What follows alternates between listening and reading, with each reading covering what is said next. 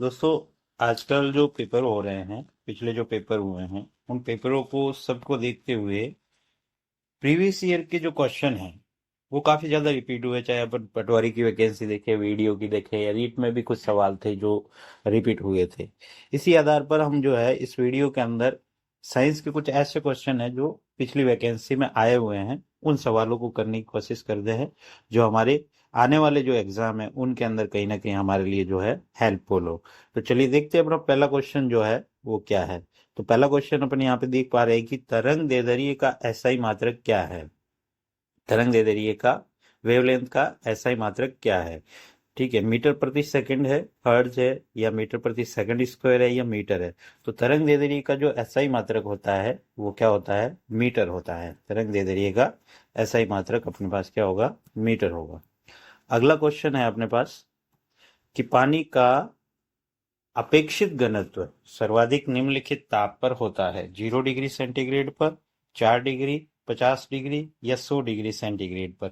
तो जो पानी का अपेक्षित घनत्व सर्वाधिक होता है, हम जानते हैं कि कोई भी द्रव जो होता है या कोई पदार्थ होता है उसको जब गर्म किया जाता है, उसको जब उष्मा दी जाती है, तो उसके आयतन में क्या होता है, विस्तार होता है, आयतन प्रसार होता है, उसके अंदर आयतन में वृद्धि होती है। लेकिन पानी के साथ थोड़ा असामान्य विस्तार की बात आती है कि पानी का असामान्य उसमें प्रसार होता है। तो पानी में आयतन जो 4 डिग्री सेंटीग्रेड तक है, 4 डिग्री सेंटीग्रेड तक आयतन पहले घटता है और फिर क्या होता है, बढ़ता है। और जो घनत्व है वो 4 डिग्री सेंटीग्रेड तक बढ़ेगा और फिर घटेगा, क्योंकि आयतन और घनत्व जो है उनमें इनवर्सली प्रोपोर्शनल होते हैं, वो व्युत्क्रमानुपाती होते हैं। तो 4 डिग्री सेंटीग्रेड तक आयतन घटेगा जबकि घनत्व बढ़ेगा। ठीक है, तो 4 डिग्री सेंटीग्रेड अपने पास एक ऐसा तापमान होगा जिस पर पानी का अपेक्षित घनत्व जो है वो सर्वाधिक होगा, किस पर, 4 डिग्री सेंटीग्रेड पर। तो इसका उत्तर क्या हो जाएगा, 4 डिग्री सेंटीग्रेड। तो अगला सवाल है हमारे पास। चलिए, नेक्स्ट क्वेश्चन क्या है। 10 डिग्री सेंटीग्रेड तापमान का मान फ़ारेनहाइट पैमाने पर क्या होगा। तो हम जानते हैं कि फ़ारेनहाइट पैमाना और सेंटीग्रेड पैमाने के अंदर जो रिलेशन होता है वो क्या होता है, F-32/9 बराबर C/5। ये सेंटीग्रेड और फ़ारेनहाइट में क्या होता है, रिलेशन होता है। अब यहाँ पे सेंटीग्रेड का मान दे रखा है, यानी कि 10 डिग्री दे रखा है, तो इस C की जगह अपन जो है क्या रख देते हैं, 10/5 रख देते हैं। तो इसका फाइनली मान कितना आएगा, 2। अब इसके साथ जब इसको सोल्व करेंगे 9 के साथ, तो ये इसके साथ क्या हो जाएगा, 9 मल्टीप्लाई होके क्या हो जाएगा, 18। तो F-32 बराबर कितना हो जाएगा, 18। तो F बराबर जो होगा वो क्या हो जाएगा, 18। और जब ये 32 इधर जाएगा तो +32 बराबर कितना मिल जाएगा हमें, 50 मिल जाएगा। तो इसका सही आंसर जो हो जाएगा वो 50 फ़ारेनहाइट हो जाएगा। क्या हो जाएगा, 50 फ़ारेनहाइट हो जाएगा। ठीक है, अगला क्वेश्चन है अपने पास। अगला सवाल क्या है कि पाई के मान का परिकलन करने वाला, पाई के मान का परिकलन करने वाला प्राचीन भारतीय विद्वान कौन है। तो पाई के मान का पाई के मान का परिकलन करने वाला प्राचीन भारतीय विद्वान जो है, आर्यभट्ट है, या भास्कराचार्य, या ज्ञानदेव, या बोधायन। तो इसका सही आंसर होगा बोधायन। ये पाई के मान का परिकलन करने वाला प्राचीन भारतीय विद्वान है। ठीक है, चलिए अगला क्वेश्चन है अपने पास। नेक्स्ट क्वेश्चन क्या है, न्यूरॉन क्या होते हैं। न्यूरॉन क्या होते हैं। ऊर्जा की आधारभूत इकाई है, नहीं। रेडियोधर्मिता के दौरान निर्मुक्त कण है, नहीं। न्यूट्रॉन के प्रतिकण है, नहीं।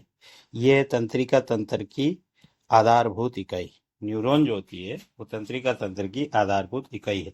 इसी तरह से एक नेफ्रॉन नाम आता है। तो नेफ्रॉन जो होती है, नेफ्रॉन्स, ये किडनी की कार्यात्मक और संरचनात्मक इकाई है, नेफ्रॉन्स।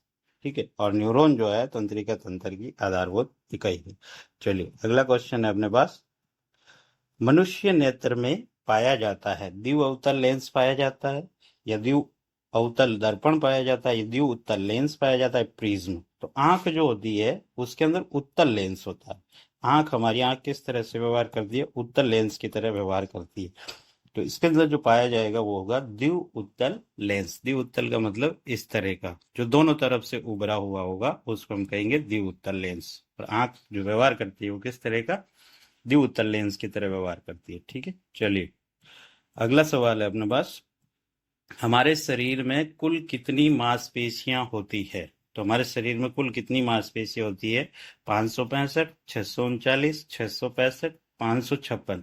तो इसका सही आंसर होगा 639। मानव शरीर में मांसपेशियों की जो संख्या होती है वो कितनी होती है? 639 होती है। ठीक है, चलिए अगला सवाल है अपने पास। अगला सवाल, मानव हृदय में कक्षों की संख्या कितनी होती है? 4 होती है, 2 होती है, 3 होती है या 5 होती है? तो मानव हृदय में कक्षों की संख्या होती है 4।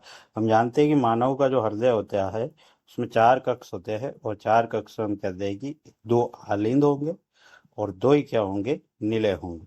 2 क्या होंगे? निलय। 2 आलिंद और 2 निलय वाला हृदय होता है किसके अंदर? मानव के अंदर।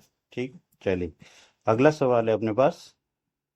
अगला सवाल है, पेनिसिलिन की खोज किसने की? Alexander Fleming, Louis Pasteur, Jenner या ड्रेसर? तो पेनिसिलिन की खोज करने वाला अलेक्जेंडर फ्लेमिंग था। ठीक है, चलिए अगला सवाल है।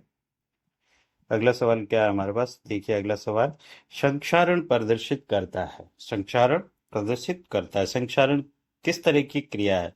तो हम देखते हैं कि कोई भी धातु जो होती है वो हवा के या अम्ल के या क्षार के संपर्क में आने से वो क्या हो जाती है? खराब हो जाती है, संक्षारित हो जाती है। इसको हम संक्षारण कहते हैं। ठीक है, तो इसके अंदर हवा के संपर्क में आने का मतलब ये है कि इसके साथ क्या जुड़ जाती है? ऑक्सीजन जुड़ जाती है। और ऑक्सीजन का जुड़ना मतलब क्या होता है? ऑक्सीकरण होता है। क्या होता है?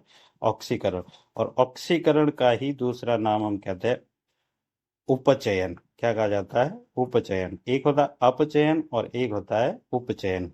तो ये ऑक्सीकरण को ही हम क्या कहते हैं? उपचयन। तो जो संक्षारण है वो क्या है? एक उपचयन प्रतिक्रिया है। ठीक है, तो इसका आंसर हो जाएगा 1 नंबर। चलिए अगला सवाल है हमारे पास, अक्रिय गैसें। अक्रिय गैसें कौन कौन सी हैं, इनमें से आपको बताना। तो हम जानते हैं कि आवर्त सारणी का जो वर्ग 18 है, आवर्त सारणी का वर्ग 18 है, उसको अक्रिय गैसें या निष्क्रिय गैसें कहा गया है, क्योंकि उनका जो अष्टक होता है वो पूर्ण होता है। और अक्रिय गैसों की जो संयोजकता होती है, अक्रिय गैसों की जो संयोजकता होती है वो क्या होती है? शून्य होती है। अक्रिय गैसों की संयोजकता क्या होती है? शून्य। तो 18 वर्ग में कौन कौन सी गैसें आती है? तो सबसे पहले आती है हीलियम आती है, नियोन आती है, आर्गन आती है, क्रिप्टॉन आती है, जिनोन आती है और रेडॉन आती है। तो ये अक्रिय गैस है। अब इनमें से कौन कौन सी है अपने पास? आर्गन है, क्रिप्टॉन है, जिनोन है और रेडॉन है, चारों ही। इसका मतलब हमारा सही उत्तर कौन सा हो जाएगा? 1, 2, 3 और 4। चौथा उत्तर हमारा क्या हो जाएगा? सही हो जाएगा। चलिए अगला सवाल है अपने पास।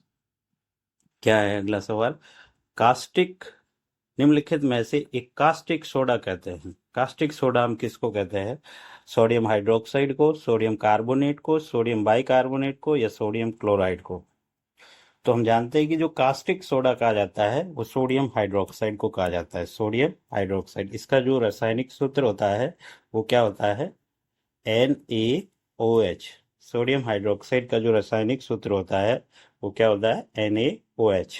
ठीक है, सोडियम कार्बोनेट, सोडियम कार्बोनेट का रासायनिक सूत्र होता है Na2CO3। और सोडियम बाइकार्बोनेट का सूत्र होता है NaHCO3। और इसी तरह से सोडियम क्लोराइड का जो सूत्र होता है वो क्या होता है? NaCl। चलिए ठीक है, अगला सवाल हो जाएगा हमारा। क्या है अगला सवाल? देखते हैं। अगला सवाल है, लहसुन के अंदर जो विशेष गंध आती है वो किस कारण आती है? क्लोरो घटक के कारण, सल्फर घटक, क्लोरीन घटक या एसिडिक एसिड के कारण? तो लहसुन के अंदर जो गंध आती है वो सल्फर घटक के कारण आती है। किस घटक के कारण आती है? सल्फर घटक के कारण आती है। ठीक, चलिए अगला सवाल है हमारा। अगला सवाल क्या हो जाएगा? निम्नलिखित में से सबसे कम गलनांक वाला धातु कौन सा है? निम्नलिखित में से सबसे कम गलनांक वाला धातु कौन सा है? गैलियम है, बिस्मिथ है, एंटीमनी है या आर्सेनिक है? तो इसमें सबसे कम गलनांक वाला जो धातु है वो कौन सा है? गैलियम है। हम जानते हैं कि धातुओं के जब गुण पढ़े जाते हैं उनके अंदर धातुओं के गलनांक जो है वो क्या होते हैं? उच्च होते हैं। गलनांक और क्वथनांक धातु दोनों ही उच्च होते हैं। लेकिन एक धातु ऐसी है गैलियम जो रूम टेम्परेचर पर क्या होती है? रूम टेम्परेचर 22 डिग्री से 27 डिग्री पर पिघल जाती है। तो इसका गलनांक जो है लगभग 22 डिग्री के आसपास होता है। इसको हथेली पर लेने पर यह धातु पिघल जाती है, इसको गैलियम कहते हैं और ये सबसे कम गलनांक वाली धातु है। ठीक है, चलिए अगला सवाल है अपने पास। क्या अगला सवाल? अगला सवाल है, एस बी किस तत्व का प्रतीक है? एस बी किस तत्व का प्रतीक है? एंटीमनी का है, सिलेनियम का है, एस्ट्रांसियम का है, या टिन का है? ठीक है, तो एस बी जो है वो एंटीमनी का प्रतीक है।